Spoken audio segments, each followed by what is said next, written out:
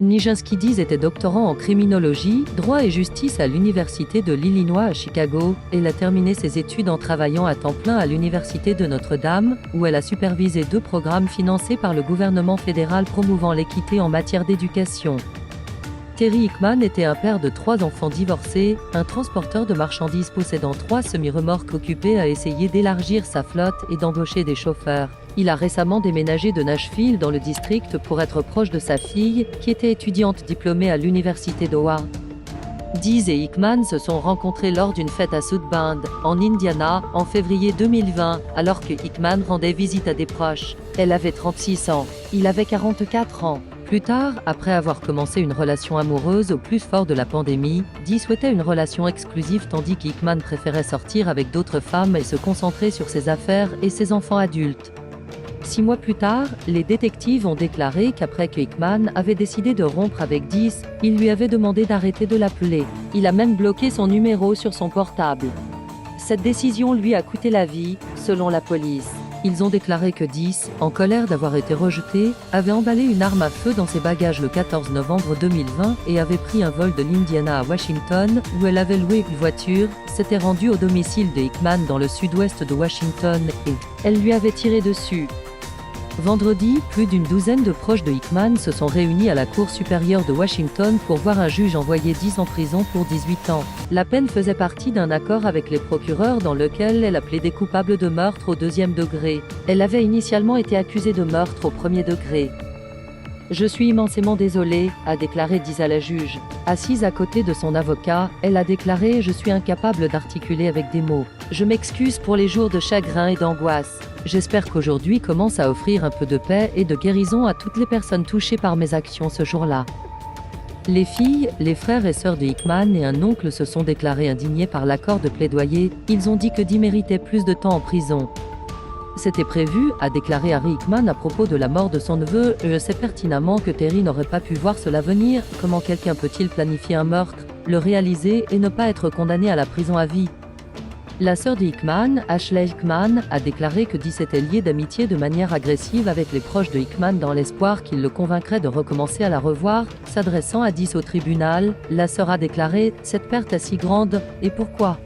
Je ne pense pas qu'il ait réalisé l'étendue de votre obsession. » À l'automne 2020, ont déclaré les procureurs, l'obsession de Dees pour Hickman s'est intensifiée lorsqu'elle a commencé à prendre des vols à destination de Washington pour le traquer dans la ville. En septembre 2020, selon des documents judiciaires, Hickman a déclaré à sa fille qu'il avait vu Dees assis dans un véhicule devant son appartement. Puis, le 14 novembre 2020, après que Hickman ait emballé ses affaires en vue de déménager, Dees s'est envolée pour Washington avec une arme de poing dans son sac. Armée du pistolet qu'elle avait acheté en Floride 2 semaines plus tôt, elle s'est rendue à l'appartement de Hickman dans une voiture de location et lui a tiré dessus 5 fois au cou, au visage et à l'arrière de la tête. Lorsque la police est arrivée, répondant à un rapport faisant état de coups de feu, elle a trouvé Dees tenant un pistolet 9 mm et agenouillé aux pieds de Hickman. Son corps gisait face contre terre sur le sol de l'appartement. Selon des documents judiciaires, Dees a déclaré aux policiers que Hickman m'a poussé et je lui ai tiré dessus. Après son arrestation, lorsque les détectives des homicides de DSC ont montré à Dees une photo de Hickman, elle a crié « Vous ne faites pas ça aux gens que vous aimez. Ce n'est pas de l'amour. Je ne veux pas de ça. Je suis désolée. » En imposant la peine de prison, la juge a qualifié le meurtre de violent et tragique et a ordonné à Dees des conseils psychiatriques et liés au traumatisme derrière les barreaux. À Notre-Dame, selon son avocat, Dees était directrice des programmes Upward Bound et Educas Vital Search financés par le gouvernement fédéral. Il s'agit de programmes de sensibilisation et de services aux étudiants, conçus pour garantir l'égalité des chances en matière d'éducation pour tous les Américains, sans distinction de race, d'origine ethnique ou de situation économique, indique le site internet de Notre-Dame. Dees appartient également à la sororité Alpha Kappa Alpha, dont les membres comprennent le vice-président Harry, la romancière Toni Morris et la poète Maya Angelou. Dans sa note de condamnation au juge, le procureur adjoint des États-Unis a déclaré que les avantages de Dees dans la vie, son intelligence, son éducation et ses moyens financiers étaient des raisons pour lesquelles son crime devrait être sévèrement puni. Il a écrit que Dees avait soigneusement orchestré le meurtre en commandant une arme de poing en ligne dans un prêteur sur gage en Floride près de l'endroit où résident sa mère et ses frères et sœurs des semaines avant la fusillade, puis en la récupérant en personne. Les autorités ont déclaré qu'elle avait également acheté une boîte à armes et des munitions et les avait emballées avec le pistolet dans ses bagages enregistrés pour le vol à destination de Washington, à l'intérieur de sa voiture de location après la fusillade. Les autorités ont trouvé une étiquette d'American Airlines et de la Transportation Security Administration qui disait arme à feu déchargée.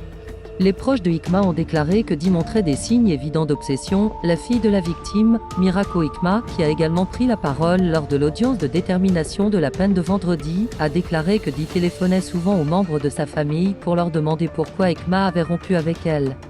Elle m'a appelé en pleurant quand j'étais chez ma mère à Détroit, a déclaré Miracle Hickman dans une interview. Elle a dit que mon père ne voulait plus lui parler, puis elle m'a demandé ce qu'elle devait faire. Je lui ai dit de le laisser tranquille.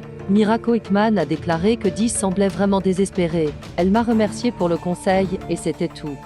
Les procureurs ont déclaré que Dee avait comblé les proches de Hickman de cadeaux, dans l'espoir qu'il soutiendrait ses tentatives de retrouver son ex-petite amie. Miracle Hickman a déclaré que Dee lui avait même organisé un stage d'été à Notre-Dame, et il a déclaré que Dee lui avait également offert un bracelet Tiffany Echo, mais son père avait insisté pour qu'elle le rende. Elle a dit que son père avait une personnalité extravertie. Nous marchions dans n'importe quelle rue de Washington, et les gens nous arrêtaient le sourire aux lèvres, tout le monde semblait le connaître et voulait être avec lui.